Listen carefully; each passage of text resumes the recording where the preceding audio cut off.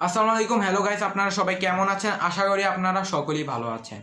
তো কিছুদিন আগে যে আমার একটা গাপ্পি, ফিমেল গাপ্পি যে বাচ্চা দিয়েছিল, আপনাদের তো আমি ভিডিওতে দেখাইছি, ওই গাপ্পিটা আবার লোডেড হয়েছিল। আবার লোডেড হন, এটা এতটা লোডেড হয়েছিল না। তো আমি এটাকে বড় গাপ্পি থেকে, মানে আমার যে মেল গাপ্পি আরও অনেক গাপ্পিগুলো আছে, ওইগুলো গাপ্পির থেকে আমি সরাইছি না, ওইখানে রেখে দিয়েছিলাম। তো আজকে 2-3 দিন ধরে আমি দেখছি যে এটা প্রচুর লোডেড হয়ে গেছে।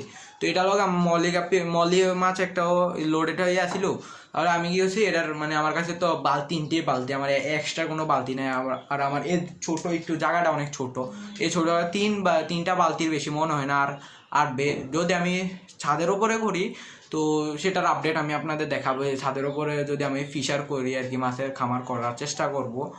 তো আমার তো ট্যাঙ্ক নাই, এই জন্য আমি যে গাপ্পি মাছগুলো যে বালতি ছিল ওইটার ভিতরে ফিমেল গাপ্পিটাকে রেখে সবগুলো গাপ্পিকে আমি এখানে আমার যে ছোট গোল ট্যাঙ্কটা আছে ওইখানে আমি শিফট করছি। তার মলি মাছের জন্য আমি একটা ছোট্ট একটা জায়গা বানাইছি। আমার মনে হয় এটার ভিতরে বেবি দিয়ে দেবে।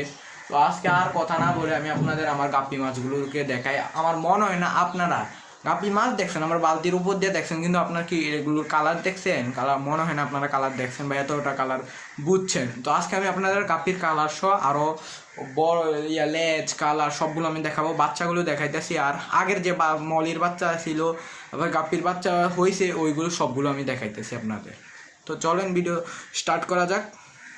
তো এই যে এখানে আমার গাপ্পি মাছগুলো দেখতেছেন আপনারা, এই যে গাপ্পি মাছগুলো, এগুলো দেখেন আপনার কালার করে দেখেন।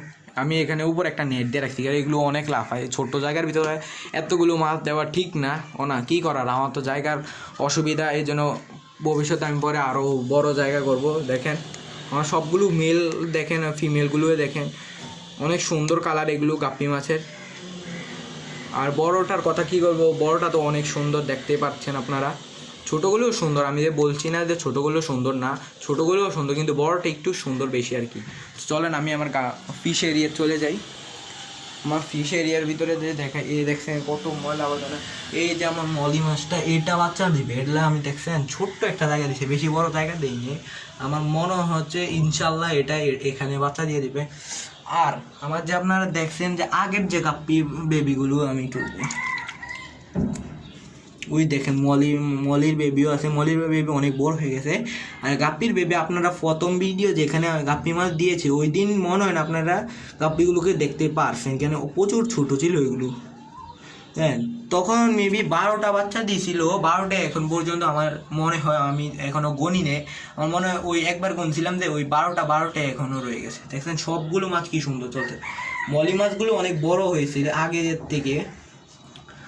আর এই যে আমার নতুন যে ইয়াগুলো বেবিগুলো আপনারা যদি দেখতে পারবেন, দেখছেন অনেকগুলো দিছে। আগে 12টা দিছে, এখন মিনিমাম আমি ধরে নিই মাশাআল্লাহ ধরে 50টা বেবি দিছে।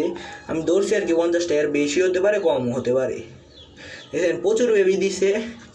এখানে আমি কি করছি, ওই যে গাপ্পি যে বেবি খাইয়া ফেলে, মানে বাচ্চাটাকে খাইয়া ফেলে, তো আমি এখানে নিচে প্রচুর পরিমাণ কচুরিপানা লাগাইছি আর কি। এগুলো কচুরিপানা উপরে বাসে, তো আমি ইট পাথর আর কি একুরিয়ামের পাথর বান্ধি আমি নিচে ইয়া করছি। দেখেন আমি এখানে ইয়া করে নেব পানি, যখন আমি বতাইছিলাম দেখেন কি পরিমাণ ময়লা।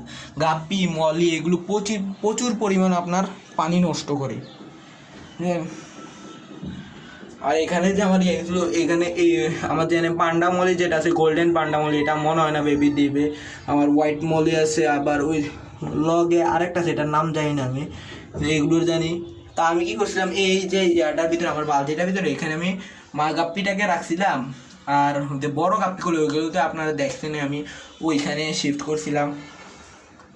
তারপরে কয়েকদিন পরে দেখছি বাচ্চা দিছে আমার এখানে। আপনারা দেখেন এই পার্থক্য বুঝবেন আপনারা যদি আমি দেখাই, মানে এই বেবিগুলোকে দেখুন এগুলো কত বড় হয়েছে। আর দেখা বোঝাও যাইতেছে, কিন্তু এগুলো এতটা মনে হয় না বোঝা যায়, এগুলো প্রচুর ছোট। একটু জুম করে দেখাই আপনাদের, এগুলো প্রচুর ছোট এখনো। আর আমি উপরে ইনফুসোরিয়া কালচার করতে আসি, আশা করি ইনফুসোরিয়া কালচারটা 2-3 দিনের মধ্যে হয়ে যাবে। যদি ইনফুসোরিয়া কালচারটা 2-3 দিনে হয়ে যায় তাহলে তো ভালো। আমি মাছের জন্য, মাছের বাচ্চার জন্য ইনফোসোরিয়া কালচার করতেছি। মানে উপরে আমি ইনফোসোরিয়া, ইয়ার আগে যে ইনফোসোরিয়াগুলো করছিলাম এগুলো নষ্ট হয়ে মানে শেষ হয়ে গেছে আর কি।